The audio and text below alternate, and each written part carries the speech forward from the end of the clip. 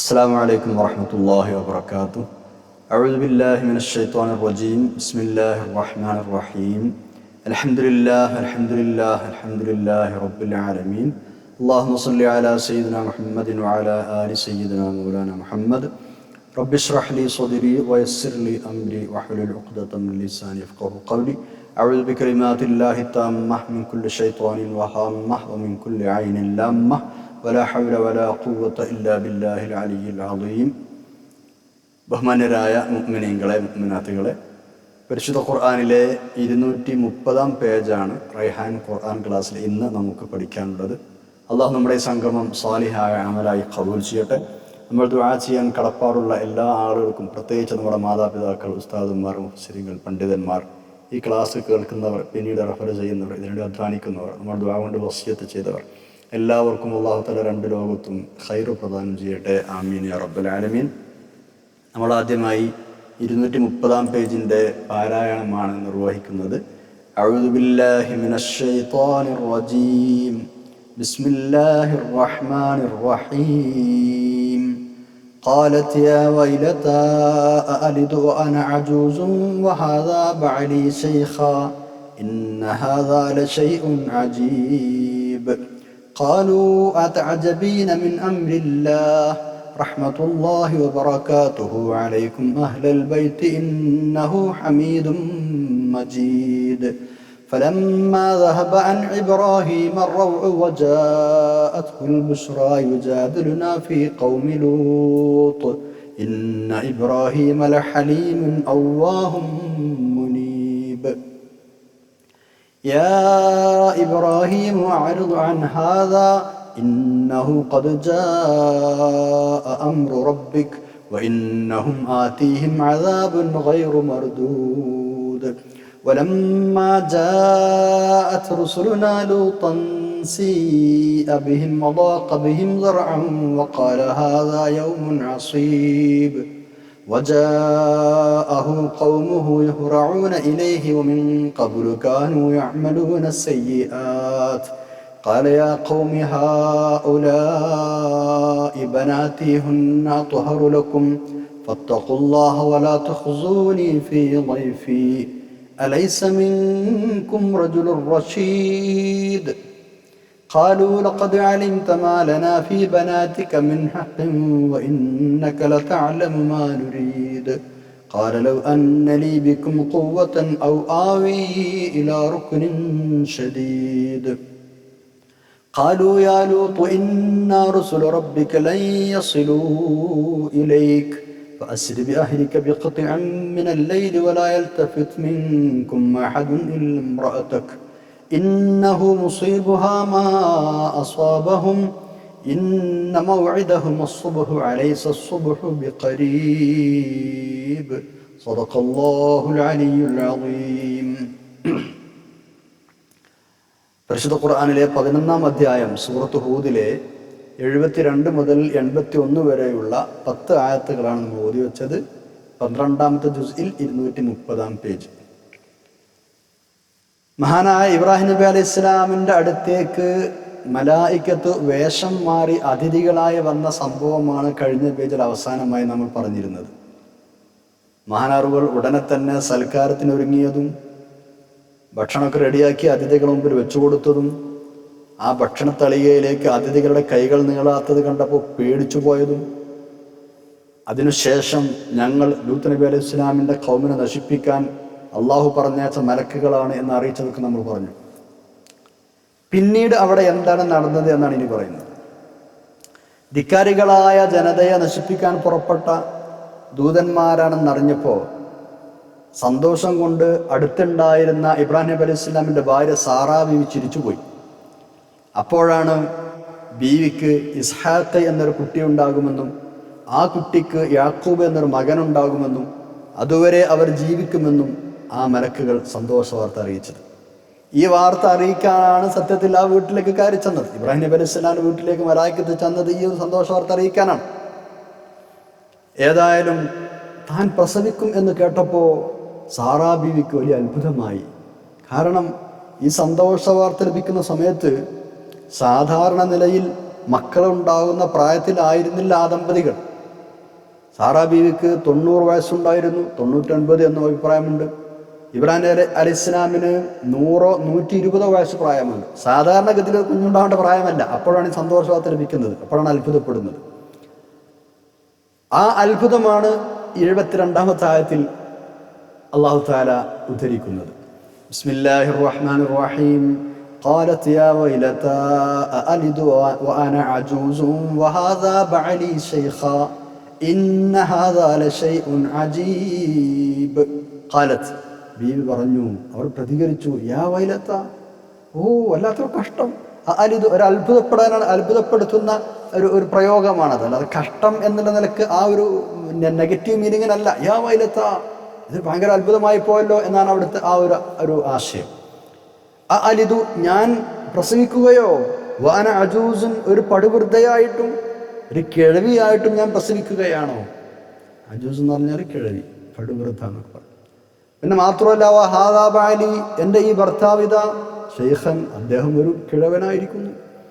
വഹാദാ Bali Sheikha, എൻ്റെ ഈ ഭർത്താവും ഒരു കിഴവനായിട്ടുണ്ട്, ഞാനും കിഴവിയായിട്ടുണ്ട്. എന്നിട്ടും അലിതു, ഞാൻ പ്രസവിക്കുകയോ? ഇന്ന ഹാദാ ലശൈഉൻ അജീബ്, തീർച്ചയായും ഇത് ലശൈഉൻ അജീബ്, അത്ഭുതകരമായ കാര്യം തന്നെയാണല്ലോ. ഇതൊരു അത്ഭുത കാര്യം തന്നെയാണ്, തീർച്ച. ഇതാണ് സാറാ ബീവി റളിയല്ലാഹു അൻഹ പറയുന്നത്. ഇനി അടുത്ത ആയത്ത് നോക്കി, 73-ാമത്തെ ആയത്ത്. അല്ലാഹു തആല പറയാണ്, ഈ ഒരു അസാധാരണത്വത്തിൽ നിങ്ങൾ അത്ഭുതപ്പെടേണ്ട കാര്യമില്ല, അത് അള്ളാഹുവിൻ്റെ തീരുമാനമാണ്. മലക്കുകൾ ആ വിഷയം മഹദിയെ അല്ലെങ്കിൽ ആ ദമ്പതികളെ അറിയിക്കുകയാണ്. 73 നോക്കൂ. ബിസ്മില്ലാഹിർ റഹ്മാനിർ റഹീം. ഖാലൂ അതഅജബീന മിൻ അംരില്ലാഹ് റഹ്മത്തുള്ളാഹി വബറകാതുഹു അലൈക്കും അഹ്ലൽ ബൈത്ത് ഇന്നഹു ഹമീദും മജീദ്.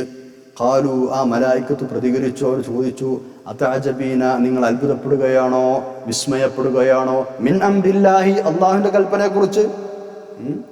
അള്ളാഹുവിൻ്റെ നിഷ്പ്രയാസമാണ്, അത് അള്ളാഹുവിൻ്റെ തീരുമാനമാണ്. എന്തിനാണ് നിങ്ങൾ അത്ഭുതപ്പെടുന്നത്?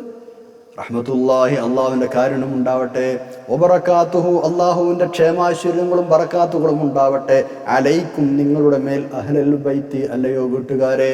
ആ ദമ്പതികളെ വിളിച്ചു പറയാണ്, ഇബ്രാഹിം നബി അലൈഹിസ്സലാമും സാറാ ബീവിക്കും പറയാം, അഹ്ലൽ ബൈത്തി, വീട്ടുകാരെ, നിങ്ങൾക്ക് അള്ളാഹുവിൻ്റെ റഹ്മത്തും ബറകാത്തുകളും ഉണ്ടാവട്ടെ.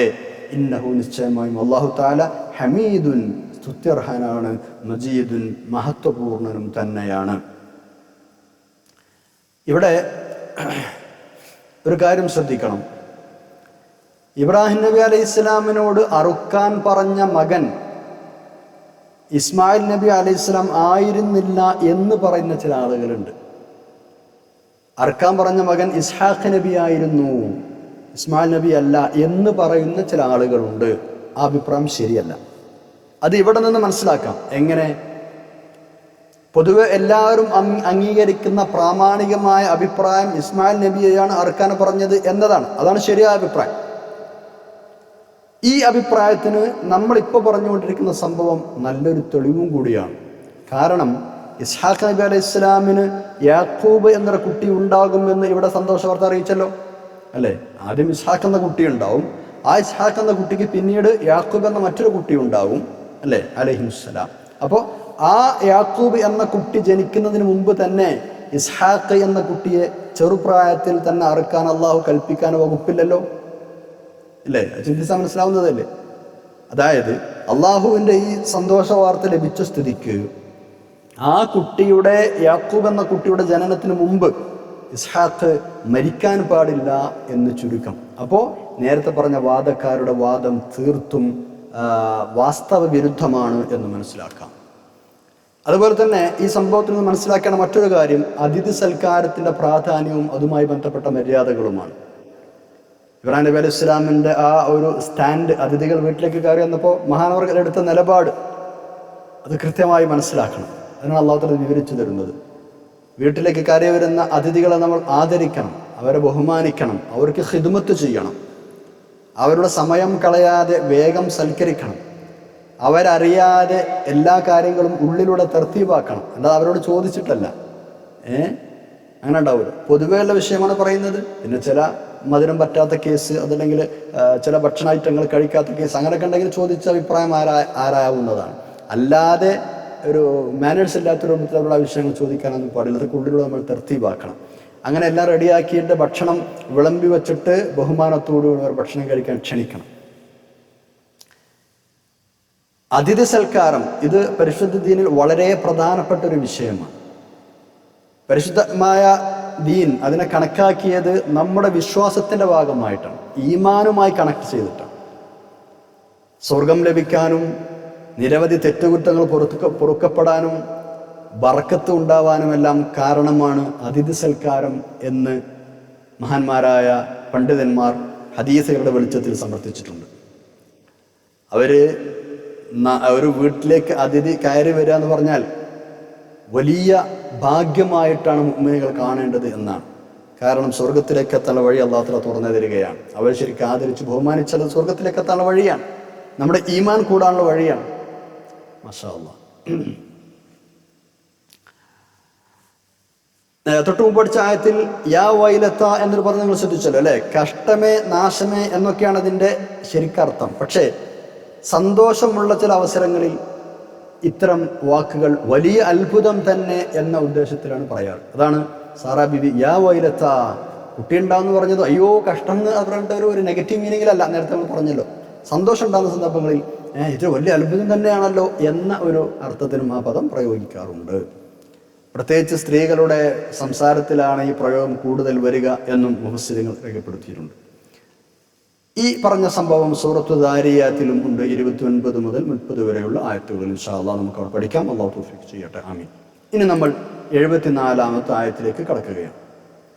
അപ്പോൾ വന്ന മലക്കുകൾ ഭക്ഷണം കഴിക്കാതായപ്പോൾ ഇബ്രാഹിം നബി അലൈഹി ഇസ്ലാമിന് പേടിയായി. അത് മലായിക്കത്തിന് മനസ്സിലായി. മലായിക്കത്ത് എന്ത് ചെയ്തു? നിങ്ങൾ ബേജാറാവണ്ട, നിങ്ങൾ ഇന്ന ആളുകളാണ് എന്ന് പറഞ്ഞ് സ്വയം പരിചയപ്പെടുത്തി വരവിൻ്റെ ഉദ്ദേശമൊക്കെ പറഞ്ഞു. അപ്പോൾ ഇബ്രാഹിം നബി അലൈഹി ഇസ്ലാമിന് പേടി മാറിയെന്ന് മാത്രമല്ല, മക്കളുണ്ടാവാൻ പോകുന്നു എന്ന സന്തോഷ വാർത്ത കൂടി കിട്ടിയിരിക്കുകയാണ്. മാഷാ അല്ലാഹ്. ഒരു പുരുഷായുസ് മുഴുവൻ കാത്തിരുന്ന് അതിൻ്റെ അവസാന ഘട്ടത്തിൽ സായം സന്ധ്യയിൽ ലഭിക്കുന്ന സന്തോഷ വാർത്തയാണ് കുട്ടി ജനിക്കാൻ പോകുന്നു എന്ന് അള്ളാഹു അല്ലേ പറയുന്നത്. പിന്നത് സംഭവിക്കാതിരിക്കല്ലോ. അപ്പോൾ റാഹത്തിലാണ് മാഷാ അല്ലാഹ് ഇബ്രാഹിം നബി അലൈഹി ഇസ്ലാം, ആ കുടുംബം സന്തോഷത്തിലാണ്. ഏതായാലും അങ്ങനെ സന്തോഷിച്ചിരിക്കെ പെട്ടെന്നാണ് ഇബ്രാഹിം നബി അലൈഹി ഇസ്ലാമിന് ലൂത്ത് നബി അലൈഹി ഇസ്ലാമിൻ്റെ ജനതയെക്കുറിച്ച് ഓർമ്മ വന്നത്. അള്ളാഹി മലായിക്കത്ത് ഇപ്പം എന്തിനാ വന്നത്? അവരെവിടുക്കാ പോണത്? ലൂത്ത് നബി അലൈഹി ഇസ്ലാമിൻ്റെ കുടുംബത്തെ നശിപ്പിക്കാനാ. ഇതുകൊണ്ട് ആലോചിച്ചപ്പോൾ ഇവർക്ക് പേടിയായി. ആ സമൂഹത്തെ ഒന്നാകെ നശിപ്പിക്കാനാണല്ലോ ഇവർ പോകുന്നത്. അവരുടെ കൂട്ടത്തിൽ ലൂത്ത് നബി ഇസ്ലാം ഉണ്ടല്ലോ, കുറച്ചെങ്കിലും വിശ്വാസികളുണ്ടല്ലോ. അവരുടെ കാര്യം എന്താ? അതാലോചിച്ചിട്ട് പേടിയാണ് ഇബ്രാഹിം നബി അലൈഹി ഇസ്ലാം. അപ്പോൾ മഹാനവറുകൾക്ക് ആ ലൂത്ത് നബി അലൈഹി ഇസ്ലാമിനോടും ഖൗമിനോടും ദയ തോന്നുകയാണ്. മുഅ്മിനീങ്ങളായ ആളുകളോടും ഒരു അനുകമ്പ തോന്നി. അങ്ങനെ അവരുടെ കാര്യത്തിൽ ഇടപെട്ട് സംസാരിക്കാൻ തുടങ്ങി. അതാണ് ഇനിയുള്ള ആയത്തിൽ ഇബ്രാഹിം നബി അലൈഹി ഇസ്ലാം നമ്മോട് തർക്കിക്കുന്നു എന്ന് അല്ലാഹു തആല പറയാൻ കാരണം. ലൂത്ത് നബി അലൈഹി ഇസ്ലാമിൻ്റെ സമുദായത്തിൽ ഇടപെട്ട് സംസാരിക്കാൻ, അവരുടെ കാര്യത്തിൽ ഇടപെട്ട് സംസാരിക്കാൻ. എന്തായിരുന്നു തർക്കം എന്ന് മുഫസ്സിരീങ്ങൾ പല അഭിപ്രായങ്ങളും പറഞ്ഞിട്ടുണ്ട്. ഏറ്റവും പ്രധാനപ്പെട്ടത് മഹാനവറുകൾ പറയാണ്, ലൂത്ത് നബി അലൈഹി ഇസ്ലാമിൻ്റെ സമൂഹത്തെ ഒന്നടങ്കം നശിപ്പിക്കുകയാണ് എന്ന് മലായിക്കത്ത് പറഞ്ഞപ്പോൾ ഇബ്രാഹിം അലൈഹി ഇസ്ലാം അവരോട് ചോദിച്ചത്രേ, ആ നാട്ടിൽ 50 സത്യവിശ്വാസികളെങ്കിലും ഉണ്ടെങ്കിൽ എന്നാലും നിങ്ങൾ നശിപ്പിക്കുമോ? അപ്പോൾ അവർ ചോദിച്ചു, ഇല്ല. ആ സത്യവിശ്വാസികളെ നശിപ്പിക്കുന്ന ചോദ്യം ഇല്ല. അതിനുശേഷം ഇബ്രാഹിം നബി അലൈഹി ഇസ്ലാം ചോദിച്ചു, 40 സത്യവിശ്വാസികളുണ്ടെങ്കിലോ നിങ്ങൾ അവരെ നശിപ്പിക്കുമോ? ഇല്ല. 30, 20, 10 ഇങ്ങനെ ഇബ്രാഹിം നബി അലൈഹി ഇസ്ലാം ചോദിച്ചതിനൊക്കെ ഇല്ല എന്നാണ് ദൂതന്മാർ മറുപടി പറഞ്ഞത്. അപ്പോൾ ഇബ്രാഹിം നബി അലൈഹി ഇസ്ലാം ചോദിച്ചു, ഒരു വിശ്വാസി ഉണ്ടെങ്കിൽ നിങ്ങൾ അവരെ നശിപ്പിക്കുമോ? അപ്പോഴും അവർ പറഞ്ഞു ഇല്ല. അപ്പോൾ ഇബ്രാഹിം നബി അലൈഹി ഇസ്ലാം അവരോട് പറഞ്ഞു, എന്നാ പിന്നെ അവിടെ ലൂത്ത് നബി അലൈഹി ഇസ്ലാം ഉണ്ടല്ലോ, അതൊക്കെ ഞങ്ങൾക്കറിയാം എന്നാണ് മറുപടി പറഞ്ഞത് മലായിക്കത്ത്. അതൊക്കെ ഞങ്ങൾക്കറിയാം. മഹാനവറുകളെയും ലൂത്ത് നബി അലൈഹി ഇസ്ലാമിനെയും കുടുംബത്തെയും ഭാര്യയെ ഒഴിച്ച് ബാക്കിയുള്ള കുടുംബത്തെയും ഞങ്ങൾ രക്ഷപ്പെടുത്തുക തന്നെ ചെയ്യും. അങ്ങനെ മറുപടിയും പറഞ്ഞു എന്നാണ് സൂറത്തുൽ അൻകബൂത്ത് 32 ആവശ്യം പറയുന്നുണ്ട്. ബിസ്മില്ലാഹിർ റഹ്മാനിർ റഹീം. ഖാല ഇന്ന ഫീഹാ ലൂത്ത. ലൂത്ത് നബി അലൈഹി ഇസ്ലാം ഉണ്ടല്ലോ അവിടെ എന്ന് ഇബ്രാഹിം നബി അലൈഹി ഇസ്ലാം പറഞ്ഞു അവരോട്. ഖാലു, മലായിക്കത്ത് മറുപടി പറഞ്ഞു, നഹ്നു അഅലമു ബിമൻ ഫീഹാ, ഞങ്ങൾക്കറിയാം അവിടെ ആരൊക്കെ ഉണ്ട് എന്ന്. ലനുനജ്ജിയന്നഹു, അദ്ദേഹത്തെ നമ്മൾ രക്ഷപ്പെടുത്തും. വഅലഹു, അദ്ദേഹത്തോടുകൂടെ അദ്ദേഹത്തിൻ്റെ കുടുംബത്തെയും രക്ഷപ്പെടുത്തും. ഇല്ലംറഅതഹു, ഭാര്യയെ ഒഴികെ. സൂറത്തുൽ അൻകബൂത്ത് 32-ാമത്തെ ആയത്ത്. ഇതാണ് ആ തർക്കം. അങ്ങോട്ടും ഇങ്ങോട്ടും സംസാരത്തിനെ കുറിച്ചാണ് ആ തർക്കം എന്നവിടെ പ്രയോഗിച്ചത്. ഇൻഷാ അല്ലാഹ് നമുക്ക് വിശദീകരിക്കാം. ആയത്ത് പഠിക്കാം. 74-ാമത്തെ ആയത്ത്. ബിസ്മില്ലാഹിർ റഹ്മാനിർ റഹീം. فلما ذهب عن إبراهيم الروع وجاءته البشرى يجادلنا في قوم لوط. فلما ذهب, പോയപ്പോൾ, മാറിയപ്പോൾ, അൻ ഇബ്രാഹിം നബി അലൈഹി ഇസ്ലാമിൽ നിന്ന് അർറൗഉ, പേടി. ഇബ്രാഹിം നബി അലൈഹി ഇസ്ലാമിന് ഭയം വിട്ടുമാറിയപ്പോൾ, പേടി വിട്ടുമാറിയപ്പോൾ, പേടി പോയപ്പോൾ, റൗഉ എന്ന് പറഞ്ഞാൽ പേടി. വജാഅത്ഹുൽ ബുശ്റ, സന്തോഷവാർത്ത ലഭിക്കുകയും ചെയ്തപ്പോൾ, കുട്ടികളുണ്ടാവുമെന്ന സന്തോഷവാർത്ത ലഭിക്കുകയും ചെയ്തപ്പോൾ, യുജാദിലുന, നമ്മോടതാ അദ്ദേഹം തർക്കിക്കുന്നു, ഫി ഖൗമി ലൂത്തിൻ, ലൂത്ത് നബി അലൈഹി ഇസ്ലാമിൻ്റെ സമുദായത്തിൻ്റെ കാര്യത്തിൽ. യുജാദിലുന, അദ്ദേഹം നമ്മുടേതാ സംവദിക്കുന്നു, ഫി ഖൗമി ലൂത്തിൻ, ലൂത്ത് നബി അലൈഹി ഇസ്ലാമിൻ്റെ ഖൗമിൻ്റെ കാര്യത്തിൽ, ലൂത്ത് നബി അലൈഹി ഇസ്ലാമിൻ്റെ ഖൗമിൻ്റെ കാര്യത്തിൽ നമ്മോട് ഇടപെട്ട് സംസാരിക്കുന്നു എന്നർത്ഥം. മലക്കുകൾ അള്ളാഹുവിൻ്റെ ദൂതന്മാരും അവൻ്റെ കൽപ്പന നടപ്പാക്കാൻ വന്നവരുമാണല്ലോ. ആ സ്ഥിതിക്ക് അവരോട് നടത്തുന്ന വാദം അള്ളാഹുവിനോട് വാദം നടത്തുന്നത് പോലെയാണ്. അതുകൊണ്ടാണ് യുജാദിലുന എന്ന് പ്രയോഗിച്ചത്. സംഗതി മലക്കുകളോടാണെങ്കിലും അള്ളാഹുവിനോട് ചെയ്യുന്നത് പോലെയാണല്ലോ അത്. ഈ സംസാരത്തെ പറ്റി തർക്കം എന്നൊരു വാക്കാണ് ഇവിടെ ഉപയോഗിച്ചത്. ജാദല, യുജാദിലു എന്നൊക്കെ ശരിക്കും പറഞ്ഞാൽ തർക്കിക്കുക എന്നാണ്. പക്ഷേ അത് നമ്മൾ സാധാരണ തർക്കിക്കുന്നത് പോലെയല്ല. അങ്ങനെയല്ല കേട്ടോ. ലൂത്ത് നബി അലൈഹി ഇസ്ലാമിൻ്റെ ജനതയെ നശിപ്പിക്കും ആ ശിക്ഷയെ പറ്റി കേട്ടപ്പോൾ ഇബ്രാഹിം നബി അലൈഹി ഇസ്ലാമിന് മിണ്ടാതിരിക്കാൻ കഴിഞ്ഞില്ല. ലൂത്ത് നബി അലൈഹി ഇസ്ലാം അവിടെ ഉണ്ട്, ആ കൂട്ടത്തിലെ സത്യവിശ്വാസികൾ ആളുകളുണ്ട്. അവരുടെ കാര്യത്തിൽ അലിവ് തോന്നിയിട്ട് ഇടപെടുക ചെയ്തത്. അതൊന്ന് ക്ലിയർ ആക്കാൻ അവരോട് ചില ചോദ്യങ്ങൾ ചോദിച്ചു എന്നേ ഉള്ളൂ. അതാണ് യുജാദിലുന എന്ന് പറഞ്ഞതിൻ്റെ ആശയം. കൂട്ടസംഹാരത്തിന്, കൂട്ടനശീകരണത്തിന് വിധേയരാന്നുള്ള കൂട്ടത്തിൽ ലൂത്ത് നബി അലൈഹി ഇസ്ലാമും വിശ്വാസികളും ഉൾപ്പെട്ടേക്കുമോ എന്ന സ്നേഹാർദ്രമായൊരു അന്വേഷണം നടത്തുക മാത്രമാണ് മഹാനവറുകൾ ചെയ്തത്. അൻകബൂത്തിലെ 31-35 ആയത്തിൽ മനസ്സിലാവും. ഏതായാലും അതിന് മറുപടി ലഭിക്കുകയും ചെയ്തു. നിങ്ങൾ ബേജാറാവേണ്ട, ലൂത്ത് നബി അലൈഹി ഇസ്ലാമിനെയും വിശ്വാസികളെയും നമ്മൾ രക്ഷപ്പെടുത്തും. ആകട്ടെ, ഇനി 75-ാമത്തെ ആയത്തിലേക്ക് കടക്കാം. ഇവിടെ തർക്കിച്ചു എന്ന ആ ഒരു ക്രിയ, ആ ഒരു പ്രയോഗം ആക്ഷേപകരമായ രീതിയിലല്ല എന്ന് നമ്മളിപ്പോൾ പറഞ്ഞു വെച്ചു. അവരുടെ കാര്യത്തിൽ ഇടപെട്ട് സംസാരിച്ചു എന്നേ ഉദ്ദേശമുള്ളൂ. കാരണം അടുത്ത ആയത്തിൽ അല്ലാഹു തആല ഇബ്രാഹിം നബി അലൈഹി ഇസ്ലാമിനെ കുറിച്ച് നന്നായി പുകഴ്ത്തി പറയുകയാണ് ചെയ്യുന്നത്. ഇബ്രാഹിം വളരെ ശാന്തശീലനും മികച്ച ദയാലുവും അള്ളാഹുവിലേക്ക് മടങ്ങുന്ന വ്യക്തിയുമാണ് എന്നൊക്കെ പറഞ്ഞിട്ട് മഹാനവറുകളെ മുക്തകണ്ഠം പ്രശംസിക്കുകയാണ് അല്ലാഹു തആല അടുത്ത ആയത്തിൽ ചെയ്യുന്നത്. അപ്പോൾ ഒരിക്കലും ഒരു നെഗറ്റീവായൊരു രീതി ഇബ്രാഹിം നബി അലൈഹി സ്വലാം ഭാഗത്തു നിന്ന് അള്ളാഹുവിനോട് ഉണ്ടാവില്ല. അത് മനസ്സിലാക്കണം. അതിനാണ് ഈ ആയത്തിൽ 75-ാമത്തെ ആയത്തിൽ അല്ലാഹു തആല അദ്ദേഹത്തെ പുകഴ്ത്തുന്നത്. അപ്പോൾ തൊട്ട് മുമ്പ് തർക്കിച്ചു എന്ന് പറഞ്ഞതിൻ്റെ അർത്ഥം നെഗറ്റീവ് അർത്ഥത്തിലാവാൻ വഴിയില്ല എന്നർത്ഥം. 75-ാമത്തെ ആയത്ത് നോക്കൂ. ബിസ്മില്ലാഹിർ റഹ്മാനിർ റഹീം.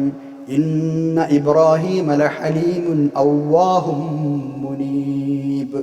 ഇന്ന ഇബ്രാഹിം, നിശ്ചയമായും ഇബ്രാഹിം നബി അലൈഹിസ്സലാം ലഹലീമുൻ, മികച്ച ക്ഷമാശാലിയാണ്, നല്ല സഹനശക്തിയുള്ള ആളാണ്.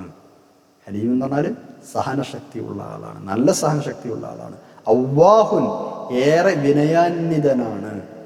മുനീബുൻ, പശ്ചാത്താപിയുമാണ്, അള്ളാഹുവിലേക്ക് മടങ്ങുന്ന ആളുമാണ്. മുനീബിൻ എന്ന് പറഞ്ഞാൽ അള്ളാഹുവിലേക്ക് മടങ്ങുന്ന ആൾ, പശ്ചാത്തപിക്കുന്ന ആൾ. അവ്വാഹൻ എന്ന് പറഞ്ഞാൽ വളരെ വിനയം കാണിക്കുന്ന ആൾ. ഹലീമിൻ എന്ന് പറഞ്ഞാൽ നല്ല സഹനശീലമുള്ള, ക്ഷമാശീലമുള്ള ആൾ. 76-ാമത്തെ ആയത്ത് നോക്കാം. ലൂത്ത് നബി അലൈഹി ഇസ്ലാമിൻ്റെ സമൂഹത്തിൻ്റെ കാര്യത്തിൽ ഇടപെട്ട് ഇബ്രാഹിം നബി അലൈഹി ഇസ്ലാം സംസാരിച്ചല്ലോ. അപ്പം മലക്കുകളുടെ പ്രതികരണം എന്തായിരുന്നു എന്നാണ് ഇനിയുള്ള ആയത്തിലുള്ളത്. മുച്ചൂടും നശിപ്പിക്കാൻ പോകുന്ന ആ സമൂഹത്തെ പറ്റി ഇബ്രാഹിം നബി അലൈഹി ഇസ്ലാമിന് അനുകമ്പയും ദയയും തോന്നിയിരുന്നു. മഹാനവറുകൾ വല്ലാത്ത ദയാലുവായിരുന്നു എന്ന് നമ്മൾ 75-ാമത്തെ ആയത്തിൽ പഠിച്ചല്ലോ. മാത്രമല്ല ലൂത്ത് നബി അലൈഹി ഇസ്ലാമിൻ്റെ നാട്ടിലുള്ള സത്യവിശ്വാസികളിൽ ആരെങ്കിലും ശിക്ഷ ഉൾപ്പെടുമോ എന്ന ആശങ്കയും മഹാനവറുകൾക്കുണ്ട്. നമ്മൾ നേരത്തെ പറഞ്ഞ പോലെ.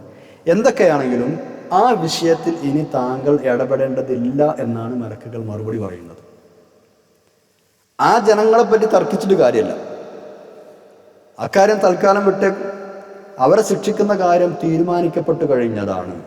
അത് അള്ളാഹുവിൻ്റെ തീരുമാനമാണ്, അതിനവർ അർഹരുമാണ്. ആ ശിക്ഷ ഒരിക്കലും ഒഴിവാക്കപ്പെടുകയില്ല. ഇതാണ് 76-ാമത്തെ ആയത്തിൽ പറയുന്നത്. ബിസ്മില്ലാഹിർ റഹ്മാനിർ റഹീം. യാ ഇബ്രാഹീം അഅ്രിദ് അൻ ഹാദാ ഇന്നഹു ഖദ് ജാഅ അംറു റബ്ബിക വഇന്നഹും ആതീഹിം അദാബുൻ ഗൈറു മർദൂദ്. യാ ഇബ്രാഹിം, അല്ലോ ഇബ്രാഹിം നബിയെ, മലായിക്കത്ത് പറയാം, അഅ്രിദ് അൻ ഹാദാ, ഈ സംഭവത്തിൽ നിന്ന് താങ്കൾ മാറി നിന്നേക്കും. അള്ളാഹു ഓർഡർ ചെയ്യുന്നതുമാകും, അള്ളാഹുവിൻ്റെ പറച്ചിലും ആവാം. യാ ഇബ്രാഹിം, നാം, അപ്പോൾ നമുക്ക് അവിടെ ഇങ്ങനെ അർത്ഥമാക്കാം, അള്ളാഹു കൽപ്പിച്ചു, നാം കൽപ്പിച്ചു എന്നവിടെ സങ്കല്പിക്കുക. അല്ലേ ഇബ്രാഹിം നബിയെ, അഅ്രിദ്, അങ്ങ് മാറി നിന്നേക്കൂ, അൻ ഹാദാ, ഈ സംവാദത്തിൽ നിന്ന്, ഈ കാര്യം അങ്ങ് വിട്ടേക്കൂ എന്നർത്ഥം. അഅ്രിദ് അൻ ഹാദാ, ഈ കാര്യം അങ്ങ് വിട്ടേക്കൂ. ഇന്നഹു, നിശ്ചയമായും, ഖദ് ജാഅ അംറു റബ്ബിക്, താങ്കളുടെ രക്ഷിതാവിൻ്റെ കൽപ്പന വന്നു കഴിഞ്ഞിരിക്കുകയാണ്. അതായത് അവരെ, ആ സമൂഹത്തെ ഉന്മൂലനം ചെയ്യാനുള്ള അള്ളാഹുവിൻ്റെ അമ്ര്, ഉത്തരവ് വന്നു കഴിഞ്ഞിരിക്കുകയാണ്. വഇന്നഹും, തീർച്ചയായും അവർ, ആതീഹിം, അവർക്ക് വരിക തന്നെ ചെയ്യുന്നതാണ്, അദാബുൻ, ശിക്ഷ, ഗൈറു മർദൂദ്, അപ്രതിരോധ്യമായ, പ്രതിരോധിക്കാൻ കഴിയാത്ത, തട്ടി നീക്കാൻ കഴിയാത്ത, അപ്രതിരോധ്യമായ ശിക്ഷ അവർക്ക് വന്ന് ഭവിക്കുക തന്നെ ചെയ്യും. തീർച്ച, അതുകൊണ്ട് ഈ കാര്യം അങ്ങ് വിട്ടേക്കൂ. ലൂത്ത് നബി അലൈഹി ഇസ്ലാമിൻ്റെ ജനതയിലെ ധിക്കാരികളെ നശിപ്പിക്കുമെന്ന ഈ അന്തിമ തീരുമാനം ഇനി ഭേദഗതിക്ക് വിധേയമാകില്ല. അള്ളാഹുവിൻ്റെ വിധികൾ രണ്ട് തരമുണ്ട് എന്നാണ്. മാറ്റങ്ങൾക്ക് വിധേയമാകുന്നതുണ്ട്, ഒരു മാറ്റത്തിനും വിധേയമാകാത്തതും ഉണ്ട്. അലംഘ്യവും ഖണ്ഡിതവുമായ തീരുമാനങ്ങളും വിധികളും പിന്നീട് ഒരിക്കലും ഭേദഗതി ചെയ്യപ്പെടുകയില്ല. അത്തരമൊരു അന്തിമമായ തീരുമാനമാണ് ഇത് എന്നാണ് അറിയിക്കുന്നത്. ഈ സംഭവത്തെയും ഇബ്രാഹിം നബി അലൈഹി ഇസ്ലാമിൻ്റെ അടുക്കൽ മലക്കുകൾ ചെന്ന സംഭവത്തെയും ഒക്കെ സംബന്ധിച്ച് ബൈബിളിൽ നീണ്ട വിവരണം തന്നെയുണ്ട്. ഉൽപ്പത്തി 18. ആ വിവരണത്തിൽ ചിലതൊക്കെ നമുക്ക് സ്വീകരിക്കാം, ചിലത് സ്വീകരിക്കാൻ കഴിയാത്തതുമാണ്. ആ വിവരണത്തിനിടയിൽ മലക്കുകൾ ഭക്ഷണം കഴിച്ചു എന്നൊക്കെ പറയുന്നുണ്ട്. അതൊന്നും എന്തായാലും ശരിയല്ലല്ലോ. ആകട്ടെ, 77-ാമത്തെ ആയത്തിലേക്ക് കടക്കാം. ഇബ്രാഹിം നബി അലൈഹി ഇസ്ലാമിൻ്റെ വീട്ടിൽ നിന്ന് മലക്കുകൾ ഇറങ്ങുകയാണ്. അവിടെ നിന്ന് ഇറങ്ങി നേരെ അവർ പോകുന്നു ലൂത്ത് നബി അലൈഹി ഇസ്ലാമിൻ്റെ നാട്ടിലേക്ക്. അതാണല്ലോ അവരുടെ പ്രധാന ലക്ഷ്യം. ആ വരവിൻ്റെ പ്രധാന ലക്ഷ്യം അതാണ്. അങ്ങനെ അവർ ചെന്ന് ലൂത്ത് നബി അലൈഹി ഇസ്ലാമിൻ്റെ വീട്ടിലെത്തുകയാണ്. മീശ കുരുക്കാത്ത അതിസുന്ദരന്മാരായ ചെറുപ്പക്കാരുടെ രൂപത്തിലാണ് മലായിക്കത്തുകളുള്ളത്. ഇത്രയും സുന്ദരന്മാരായ ആളുകൾ തൻ്റെ വീട്ടിലേക്ക് കയറി വരുന്നത് കണ്ടപ്പോൾ ലൂത്ത് നബി അലൈഹി ഇസ്ലാമിന് വല്ലാത്ത മനപ്രയാസമായി. സുന്ദരന്മാരായ, സുമുഖന്മാരായ ഈ അതിഥികളെ എൻ്റെ ജനത കണ്ടാൽ എന്താണ് സംഭവിക്കുക എന്നോർത്താണ് മഹാനവറുകൾക്ക് ആകെ ബേജാറായത്. ഉള്ളു പിടഞ്ഞു. നാട്ടുകാരെ കൊണ്ട് പൊറുതിമുട്ടിയിരിക്കുകയാണ് ലൂത്ത് നബി അലൈഹി ഇസ്ലാം. ആണുങ്ങളെ കിട്ടിയാൽ വെറുതെ വിടാത്ത, ആണുങ്ങളുടെ പിൻഭാഗം വികാരശമനത്തിന് ഉപയോഗിക്കുന്ന മഹാമോശത്തരം ചെയ്യുന്ന ആളുകളാണ് നാട്ടുകാർ. അതിനിടക്കാണ് ഇത്രയും സുന്ദരന്മാരായ യുവാക്കൾ വീട്ടിലേക്ക് കയറി വരുന്നത്. ഇനി എന്തൊക്കെയാണാവോ ഉണ്ടാവുക എന്നാലോചിച്ചിട്ട് മഹാനവറുകൾക്ക് ഒരു സമാധാനം കിട്ടിയില്ല. ആകെ പ്രയാസപ്പെട്ടു പോയി. ഇപ്പം ഈ ഒരു ചിന്തയാണ് മഹാനവറുകൾക്ക് വ്യസനവും പ്രയാസവും ഉണ്ടാവാൻ കാരണം. ഈ നാട്ടുകാരുടെ ഈ രീതികൾ, ഇവർ മനുഷ്യന്മാരായ അതിഥികളാണ് എന്നാണല്ലോ ലൂത്ത് നബി അലൈഹി ഇസ്ലാം മനസ്സിലാക്കിയത്. അതുകൊണ്ടാണ് അങ്ങനെ പിന്നെ സമാധാനക്കേടുണ്ടായത്. മലക്കുകളാണെന്ന വസ്തുത ഇതുവരെ അറിയില്ല, മലക്കുകൾ പറഞ്ഞിട്ടുമില്ല. നേരത്തെ ഇബ്രാഹിം നബി അലൈഹി ഇസ്ലാം കരുതിയതുപോലെ തന്നെ മനുഷ്യന്മാരാണെന്നാണ് ലൂത്ത് നബി അലൈഹി ഇസ്ലാം വിചാരിച്ചത്. സൗവർഗഭോഗികളായ ഒരു ജനതയുള്ള നാട്ടിൽ എൻ്റെ വീട്ടിലേക്ക് ഇത്രയും സുന്ദരന്മാരായ ആളുകൾ വന്നു. ഇതെല്ലാം കൂടി ആയപ്പോൾ മഹാനവറുകൾ ആത്മഗതം ചെയ്തു പോയി. ഇന്ന് വല്ലാത്ത പ്രയാസമുള്ള ദിവസം തന്നെയാണല്ലോ എനിക്ക്. ആ നാട്ടുകാർ ലൂത്ത് നബി അലൈഹി ഇസ്ലാമിനോട് പറഞ്ഞിട്ടുണ്ട്, അതിഥികളെ നിന്റെ വീട്ടിലേക്ക് കയറ്റരുത്, അതിഥികൾ വന്നാൽ വീട്ടിലേക്ക് കയറ്റരുത് എന്ന് താക്കീത് നൽകിയിട്ടുണ്ട്. അങ്ങനെ ഞങ്ങൾക്ക് വിട്ടുതരണം എന്ന് പറഞ്ഞിട്ട്.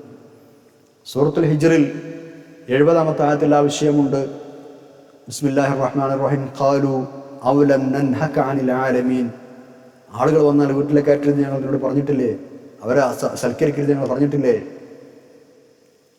ഏതായാലാവട്ടെ, ഈ ലൂത്ത് നബി അലൈഹി ഇസ്ലാമിന് ആ ദിവസം വളരെ പ്രയാസകരമായി അനുഭവപ്പെടുകയാണ്. അതാണ് 77-ാമത്തെ ആയത്തിലുള്ളത്. ബിസ്മില്ലാഹിർ റഹ്മാനിർ റഹീം. വലമ്മാ ജാഅത് റുസുലുനാ ലൂതൻ സീഅ ബിഹിം വളാഖ ബിഹിം ദർഅൻ വഖാല ഹാദാ യൗമുൻ അസീബ്. വലമ്മാ ജാഅത് റുസുലുനാ, നമ്മുടെ ദൂതന്മാർ ചെന്നപ്പോൾ, ലൂത്ത് നബി അലൈഹി ഇസ്ലാമിൻ്റെ അടുത്തെത്തിയപ്പോൾ, സീഅ ബിഹിം, അവരെ കുറിച്ച് തനിക്ക് ദുഃഖമുണ്ടായി, വളാഖ ബിഹിം ദർഅ, മനപ്രയാസവുമുണ്ടായി. വഖാല, മഹാനവറുകൾ പറയുകയും ചെയ്തു, ഹാദാ യൗമുൻ അസീബ്, ഇതൊരു ദുരന്ത നിർഭരമായ ദിവസം തന്നെയാണ്, ഇത് വളരെ ആപൽക്കരമായ ഒരു ദിവസം തന്നെയാണ് എന്ന് മഹാനവറുകൾ ആത്മകഥം ചെയ്യുകയും ചെയ്തു, പറയുകയും ചെയ്തു. ഇതാണ് ആയത്തിന്റെ അർത്ഥം. ഹാദാ യൗമുൻ അസീബ് ഐ ശദീദുൻ ബലാഉഹു, വലിയ പ്രയാസമുള്ള, ബുദ്ധിമുട്ടുള്ള, ആപത്തുള്ള ദിവസം തന്നെയാണല്ലോ ഇത് എന്ന് അദ്ദേഹം പറഞ്ഞു. ഈ ആയത്തിൽ നമ്മൾ ലാഖ ബിഹിം ദർഅ എന്നൊരു പ്രയോഗം കണ്ടു അല്ലേ. സീഅ ബിഹിം എന്ന് പറഞ്ഞാൽ അവർ വന്നപ്പോൾ മഹാനവറുകൾക്ക് ദുഃഖമുണ്ടായി അല്ലെങ്കിൽ പ്രയാസമുണ്ടായി. ലാഖ ബിഹിം ദർഅ എന്ന് പറഞ്ഞാൽ അതിൻ്റെ ശരിക്കുള്ള അർത്ഥം എന്താണെന്നൊരു, മുഴങ്കൈ ഇടുങ്ങി എന്നാണ്. മുഴങ്കൈ ഇടുങ്ങി, ലാഖ എന്ന് പറഞ്ഞാൽ ഇടുങ്ങി, കുടുസായി എന്നൊക്കെയാണ് അർത്ഥം. അതിൻ്റെ ആശയം പ്രയാസം തോന്നി, മനസ്സിടുങ്ങിപ്പോയി എന്നൊക്കെയുള്ള അർത്ഥമാണ്. അതാണ് അതിൻ്റെ ആശയം.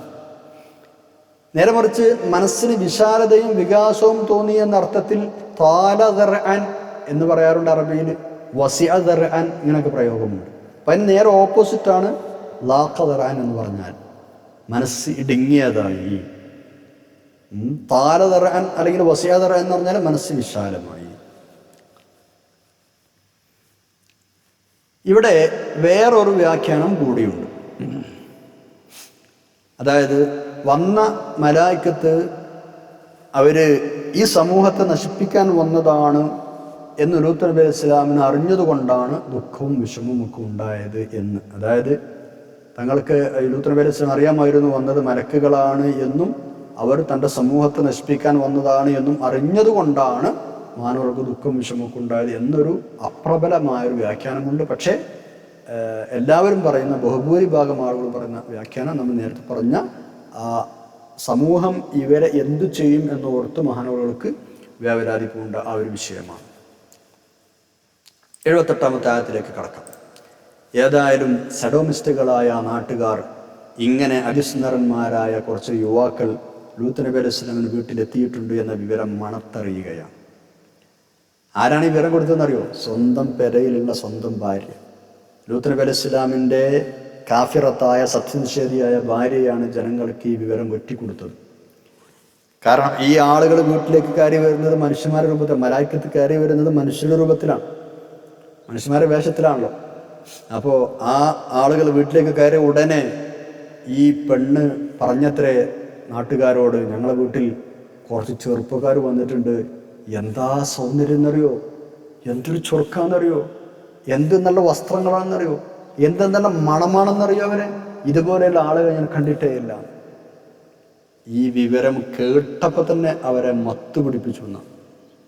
ആ നാട്ടുകാരെ വൈകാരികമായി അവരെ മത്തു പിടിപ്പിച്ചു. കേൾക്കേണ്ട താമസം അവരെല്ലാവരും കൂടെ ലൂത്ത് നബി അലൈഹി ഇസ്ലാം വീട്ടിലേക്ക് കുതിച്ചു പായുകയാണ്. നേരത്തെ പറഞ്ഞ പോലെ ലൂത്ത് നബി അലൈഹി ഇസ്ലാം കാണുന്നുണ്ട് കാമഭ്രാന്തന്മാരായ ആളുകൾ ഓടി വരികയാണ് തൻ്റെ വീട്ടിലേക്ക്. മഹാനവറുകൾ അന്തിച്ചു നിന്നുപോയി. കാമത്തിന് കണ്ണില്ലെന്നാണല്ലോ പഴമൊഴി. ആ തമ്മാടികൾ കൂട്ടമായി ഓടി വന്ന് ലൂത്ത് നബി അലൈഹി ഇസ്ലാമിൻ്റെ വീട്ടിലേക്ക് തള്ളിക്കയറാനുള്ള ശ്രമമാണ്. മഹാനവറുകൾ വാതിൽക്കൽ തന്നെ നിലയുറപ്പിച്ചു. ഉള്ളിലേക്ക് കയറാൻ അയച്ചില്ല. അവിടെ നിന്ന് അവരോട് തർക്കിച്ചു. അങ്ങോട്ടും ഇങ്ങോട്ടും തർക്കമായി. ലൂത്ത് നബി അലൈഹി ഇസ്ലാം പരമാവധി അവർ ഉപദേശിച്ചു നോക്കി. നിങ്ങൾ അള്ളാഹുവിനെ സൂക്ഷിക്കണം, ഇതൊക്കെ അള്ളാഹു തആല കാണുന്നുണ്ടല്ലോ. തൻ്റെ ഇടവും വിവേകവുമുള്ള ഒരാളും നിങ്ങളെ കൂട്ടത്തിലില്ലേ? ഉണ്ടെങ്കിൽ നിങ്ങളിങ്ങനെ ചെയ്യില്ലല്ലോ. കുറേ ഉപദേശിച്ചു നോക്കി, ഒരു ഫലം ഉണ്ടായില്ല. ഗത്യന്തരമില്ലാതെ വന്നപ്പോൾ മഹാനായ ലൂത്ത് നബി അലൈഹി ഇസ്ലാം പറഞ്ഞു നോക്കി, നിങ്ങൾക്ക് വേണമെങ്കിൽ എൻ്റെ പുത്രിമാരെ തന്നെ നിങ്ങൾക്ക് വിവാഹം ചെയ്തു തരാൻ ഞാൻ തയ്യാറാണ്, എന്നാലും എൻ്റെ അതിഥികളെ നിങ്ങൾ അപമാനിക്കരുത്. കെഞ്ചുകയാണ് മഹാനവറുകൾ ആ സമൂഹത്തോട്. അതാണ് 78-ാമത്തെ ആയത്തിലുള്ളത്. ബിസ്മില്ലാഹിർ റഹ്മാനിർ റഹീം وجاءه قومه يهرعون إليه ومن قبل كانوا يعملون السيئات قال يا قوم هؤلاء بناتي هن أطهر لكم فاتقوا الله ولا تخزوني في ضيفي أليس منكم رجل رشيد وجاءه قومه ലൂത്ത് നബി അലൈഹി ഇസ്ലാമിൻ്റെ അടുത്തേക്ക് അവിടുത്തെ സമുദായം വന്നു. യുഹ്റഊന ഇലൈഹി ഓടി വന്നു, അതിവേഗം ഓടിയെത്തി. ഈ വിവരം അറിഞ്ഞിട്ട് ജനങ്ങൾ ലൂത്ത് നബി അലൈഹി ഇസ്ലാമിൻ്റെ അടുത്തേക്ക് അതിവേഗം ഓടിയെത്തി. യുഹ്റഊന എന്ന് പറഞ്ഞാൽ വളരെ വേഗം ഓടിയെത്തുന്നതിനാണ് പറയുക. എന്താണ് അവരുടെ അവസ്ഥ? ഒമിൻ ഖബലു, നേരത്തെ തന്നെ കാനു അവരായിരുന്നു യഅ്മലുന സയ്യിആത്തി, ദുർവൃത്തികൾ ചെയ്യുന്ന ആളുകളായിരുന്നു. നേരത്തെ തന്നെ അവർ ദുർനടപ്പുകാരായിരുന്നു. അപ്പോൾ ലൂത്ത് നബി അലൈഹി സ്വലാം അവരോട് പറയുകയാണ്, ഖാല, മഹാനവറുകൾ അവരോട് പറഞ്ഞു, യാ ഖൗമി, കുറേ ഉപദേശിച്ചു നോക്കി, എന്ത് പറഞ്ഞിട്ടും ഫലമില്ലാതെ കണ്ടപ്പോൾ അവസാനം മഹാനവറുകൾ പറയാണ്, എൻ്റെ ഖൗമെ ഹൗലാഇ ബനാത്തി, എൻ്റെ പെൺകുട്ടികൾ ഇതാ അവിടെ, അതാ എൻ്റെ പെൺകുട്ടികൾ, ജനങ്ങളെ എൻ്റെ പെൺകുട്ടികൾ അതാ, ഹുന്ന അത്ഹറു ലക്കും, അവരാണ് നിങ്ങൾക്ക് വിവാഹത്തിന് വിശുദ്ധരായവർ എന്ന് പറഞ്ഞാൽ ഞാൻ വേണമെങ്കിൽ അവർ കല്യാണം കഴിച്ചു തരാമെന്നർത്ഥം. ഹൗലാഇ ബനാത്തി, അതാ എൻ്റെ പെൺമക്കൾ, ഹുന്ന അവരാണ് അത്ഹറു ലക്കും, നിങ്ങൾക്ക് ഏറ്റവും വിശുദ്ധരായിട്ടുള്ളത്, വിവാഹത്തിന് വിശുദ്ധരായിട്ടുള്ളത്. അതുകൊണ്ട് ഫത്തഖുല്ലാഹ്, നിങ്ങൾ അല്ലാഹുവിനെ സൂക്ഷിക്കണം. വലാ തുഖ്സൂനി ഫീ ളൈഫി, എൻ്റെ ഈ അതിഥികളുടെ വിഷയത്തിൽ നിങ്ങൾ എന്നെ മാനം കെടുത്തരുത്. വലാ തുഖ്സൂനി, നിങ്ങൾ എന്നെ മാനം കെടുത്തരുത്, അപമാനിക്കരുത്. ഫീ ളൈഫി, അതിഥികളുടെ കാര്യത്തിൽ. അലൈസ മിൻകും റജുലുർ റഷീദ്, അലൈസ മിൻകും, നിങ്ങളുടെ കൂട്ടത്തിൽ ഇല്ലേ റജുലുൻ റഷീദ്, റജുലുർ റഷീദ്, തൻ്റെ ഇടമുള്ള വിവേകമുള്ള ഒരാളില്ലേ? ഉണ്ടെങ്കിൽ നിങ്ങൾ ഇങ്ങനെ ചെയ്യില്ലല്ലോ. ഖാല യാ ഖൗമി ഹൗലാഇ ബനാതി ഹുന്ന അത്ഹറു ലക്കും. എന്താണ് ഇവിടെ പെൺമക്കൾ എന്ന് പറഞ്ഞുകൊണ്ടുള്ള വിവക്ഷ? വിവിധ അഭിപ്രായങ്ങൾ ഇവിടെയുണ്ട്, വിവിധ വ്യാഖ്യാനങ്ങളുണ്ട്. ഏറ്റവും പ്രബലമായ വ്യാഖ്യാനം, ഓരോ നബിയും അതത് സമൂഹത്തിൻ്റെ ആത്മീക പിതാവാണ്, ആത്മീയമായ പിതാവാണ്. അപ്പം ആ സമൂഹത്തിലെ എല്ലാവരും ആ നബിയുടെ മക്കളുമാണ്, അല്ലേ? ആ സമൂഹത്തിന് ആത്മീക പിതാവാകുമ്പോൾ ആ സമൂഹത്തിലെ ആ മക്കളും ഒക്കെ മഹാനവറുകളുടെ മക്കളായി ഗണിക്കപ്പെടും. അപ്പോൾ ഹൗലാഇ ബനാത്തി, അതാ എൻ്റെ പെൺമക്കൾ എന്ന് പറഞ്ഞാലുള്ള ഉദ്ദേശം അതാ എൻ്റെ സമൂഹത്തിലെ പെൺകുട്ടികൾ എന്നാണ്. അതാണ് അതിൻ്റെ ഉദ്ദേശം. അതായത് ആ സമൂഹത്തിലെ പെൺകുട്ടികളെ ഉദ്ദേശിച്ചാണ് മഹാനവറുകൾ അങ്ങനെ പറഞ്ഞത്. പല മുഫസ്സിരീങ്ങളും ബഹുഭൂരിഭാഗം ആളുകളും ഈ അഭിപ്രായമാണ് രേഖപ്പെടുത്തിയത്. ഒരു സമൂഹത്തെ സംബന്ധിച്ചിടത്തോളം ഒരു നബി പിതാവിന് തുല്യമായ ആളായതുകൊണ്ടാണ് അങ്ങനെ പറഞ്ഞത് എന്ന് ഇമാം ഇബ്നു അബ്ബാസ് റളിയല്ലാഹു അൻഹുവിൽ നിന്ന് നിവേദനം ചെയ്യപ്പെട്ടിട്ടുമുണ്ട്. ഈ വാക്കിൻ്റെ താല്പര്യം ആ സമുദായത്തിലെ സ്ത്രീകളാണ് എന്ന് ഇമാം മുജാഹിദ്, സഅദ് ഇബ്നു ജുബൈർ റഹ്മത്തുള്ളാഹി അലൈഹി എന്നീ മുഫസ്സിരീങ്ങളും പറയുന്നുണ്ട്. ഇമാം റാസി റഹ്മത്തുള്ളാഹി അലൈഹി ഈ അഭിപ്രായത്തെയാണ് പ്രബലമാക്കിയത്. അതിന് പല കാരണങ്ങളും മഹാനവറുകൾ ചൂണ്ടിക്കാണിക്കുന്നുമുണ്ട്. സ്വന്തം പെൺമക്കളെ തെമ്മാടികൾക്ക് വിവാഹം ചെയ്തു കൊടുക്കാൻ ഒരാളും തയ്യാറാകില്ലല്ലോ, പ്രത്യേകിച്ച് ഉന്നതസ്ഥാനീയനായ ഒരു റസൂൽ.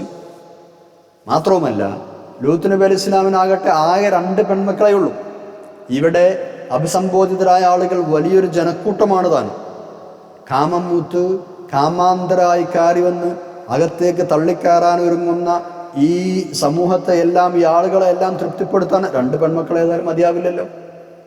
അവരെ 2 പേർക്കല്ലേ കല്യാണം ചെയ്ത് കൊടുക്കാൻ പറ്റൂ. അങ്ങനെയൊക്കെ ചിന്തിക്കുമ്പോൾ സമൂഹത്തിലെ സ്ത്രീകൾ എന്നാണ് ഇവിടെ ഉദ്ദേശം. ആ അഭിപ്രായത്തിന് പ്രസക്തി കൂടുന്നുണ്ട്. ഇങ്ങനെയാണ് ഇമാം റാസി റഹ്മത്തുള്ളാഹി അലൈഹി പറഞ്ഞു വെക്കുന്നത്. അപ്പോൾ മഹാനായ ലൂത്ത് നബി അലൈഹി സ്വലാം പറഞ്ഞതിൻ്റെ ചുരുക്കം ഇങ്ങനെയാണ് എന്ന് മനസ്സിലാക്കാം. എങ്ങനെ?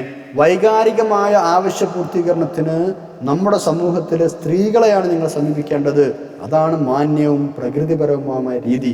അല്ലാതെ ആണുങ്ങളെ അതിനുപയോഗിക്കുന്നത് ശരിയല്ല, അത് പ്രകൃതി വിരുദ്ധമാണ്. അതാണ് പറഞ്ഞതിൻ്റെ ആശയം. ഇവിടെ വേറെയും ചില അഭിപ്രായങ്ങളുണ്ട്. പ്രബലമായതാണ് നമ്മൾ ഇപ്പോൾ പറഞ്ഞു കഴിഞ്ഞത്. അലൈസ മിൻകും റജുലുർ റഷീദ്, നിങ്ങളെ കൂട്ടത്തിൽ തൻ്റെ ഇടയിൽ ഒരാളുമില്ലേ? വളരെ ചിന്തോദ്ദീപകമായൊരു ചോദ്യമാണിത്.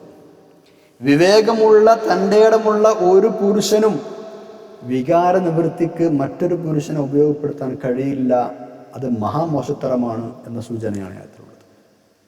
എന്നിട്ട് ആ ഹീനകൃത്യത്തിന് എൻ്റെ അതിഥികളെ അപരിചിതരായ അന്യനാട്ടുകളെ ഉപയോഗപ്പെടുത്തുന്നത് എന്നെ അപമാനിക്കാനാണ്. അത് നിങ്ങൾ ചെയ്യരുത് എന്നാണ് മഹാനവറുകൾ ഈ ഒരു ചോദ്യത്തിലൂടെ ആ സമൂഹത്തോട് പറയുന്നത്. 79-ാമത്തെ ആയത്ത് നോക്കാം. എന്തൊക്കെ ഉപദേശിച്ചിട്ടും ഒരു ഫലം ഉണ്ടായില്ല. ആ സമൂഹം ലൂത്ത് നബി അലൈഹി സ്വലാമിനോട് തട്ടിക്കയറുകയാണ് ചെയ്തത്. അതാണ് അടുത്ത ആയത്തിലുള്ളത്. നിന്റെ പെൺമക്കളെയൊന്നും ഞങ്ങൾക്ക് വേണ്ട, സമൂഹത്തിലെ പെൺമക്കളെ ഞങ്ങൾക്ക് വേണ്ട, ഈ യുവാക്കളെ വിട്ടുകിട്ടുകയാണ് ഇപ്പം ഞങ്ങൾ ആവശ്യം. അത് നിനക്ക് നന്നായി അറിയാലോ. സമൂഹത്തിലെ പെൺമക്കളെ കൊണ്ട് ഞങ്ങൾക്ക് ഒരു കാര്യമില്ല, ഞങ്ങൾക്ക് അവരെ വേണ്ട എന്ന് നിനക്കറിയാം. അതുകൊണ്ട് കൂടുതൽ വേദാന്തമൊന്നും ഞങ്ങളോട് ഓതണ്ട, ആ ആളുകളെ വിട്ടുതരും. ഇതാണ് ആ തന്മാരികളുടെ ആവശ്യം. നോക്കൂ 79-ാമത്തെ ആയത്ത്. ബിസ്മില്ലാഹിർ റഹ്മാനിർ റഹീം. ഖാലൂ ലഖദ് അലിംത മാ ലനാ ഫീ ബനാതിക മിൻ ഹഖ്ഖിൻ വഇന്നക ലതഅലമു മാ നുരീദ്.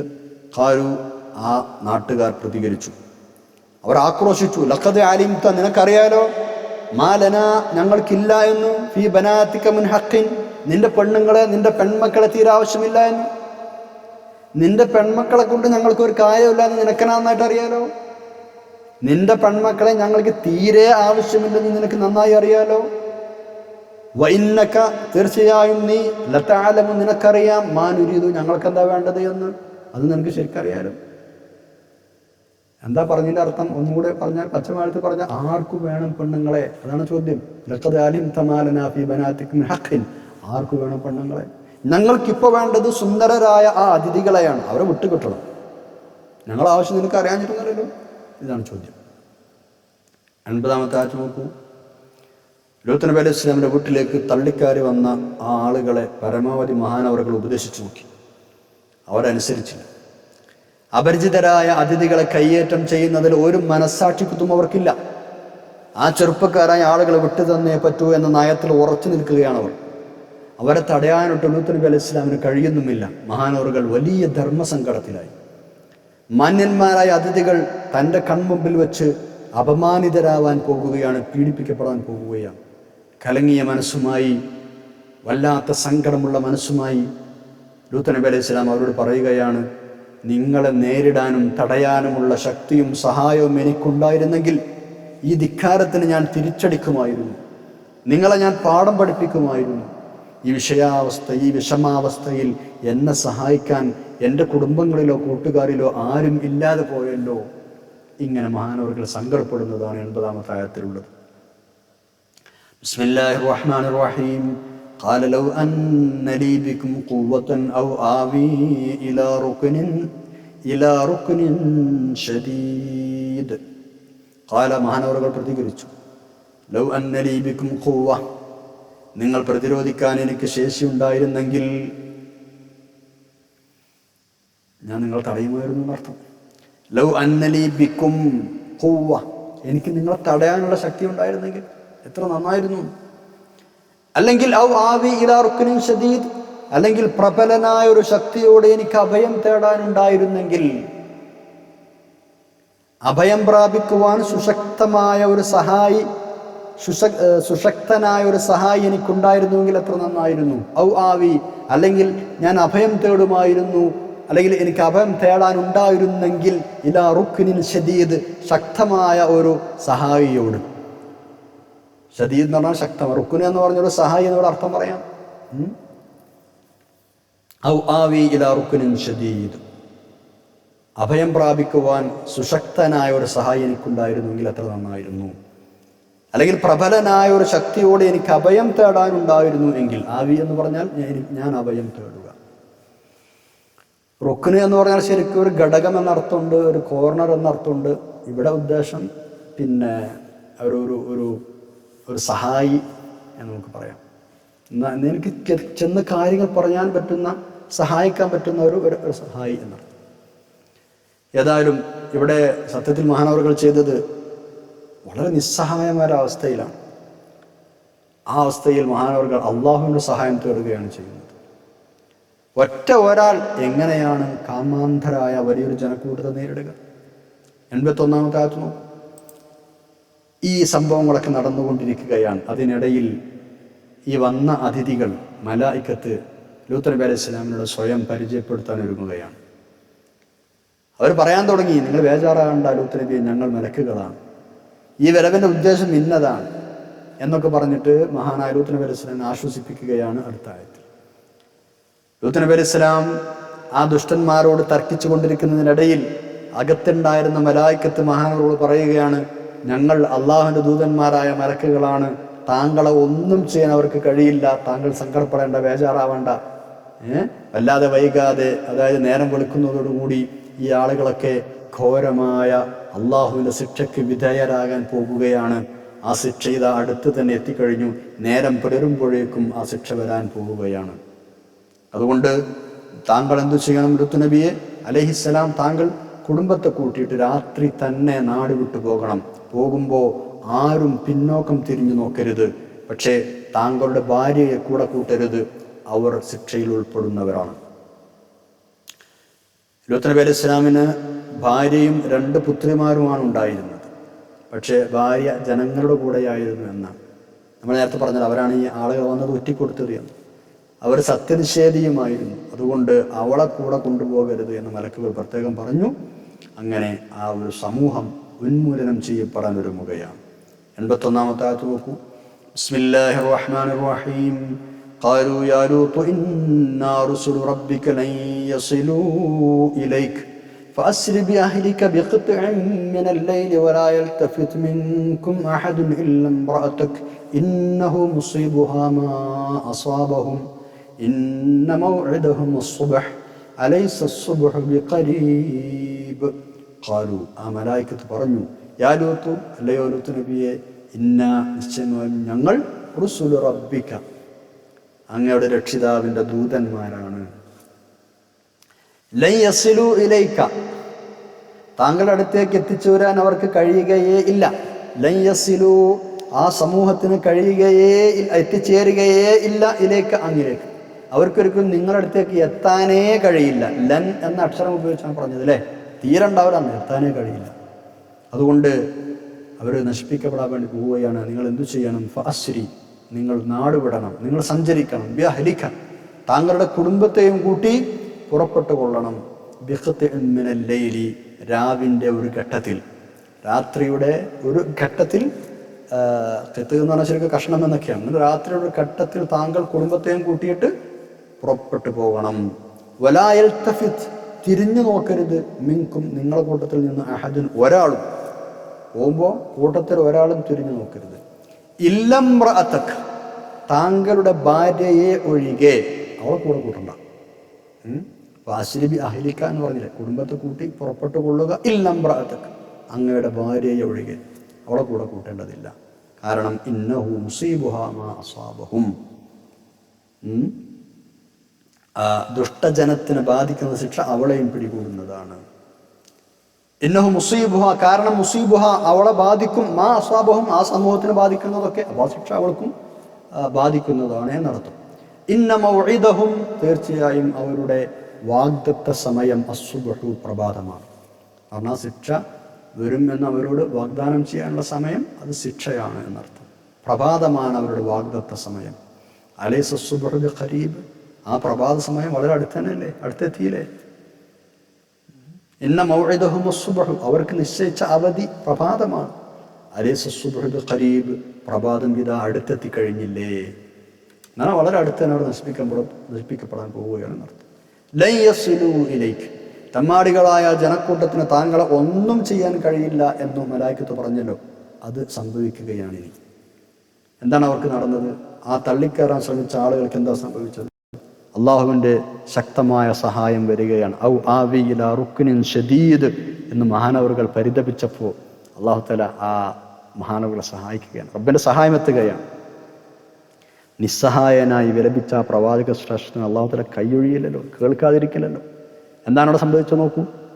ആ വീട്ടിലേക്ക് തള്ളിക്കയറാൻ ശ്രമിച്ചു കൊണ്ടിരുന്ന ആളുകളുടെ കണ്ണുകൾ ജിബ്രീൽ അലൈഹിസ്സലാം മുഖേന അള്ളാഹു തആല നശിപ്പിച്ചു കളഞ്ഞു. സൂറത്തുൽ ഖമർ 37-ാം ആയത്തിൽ ആ വിഷയം അള്ളാഹു തആല പറയുന്നുണ്ട്.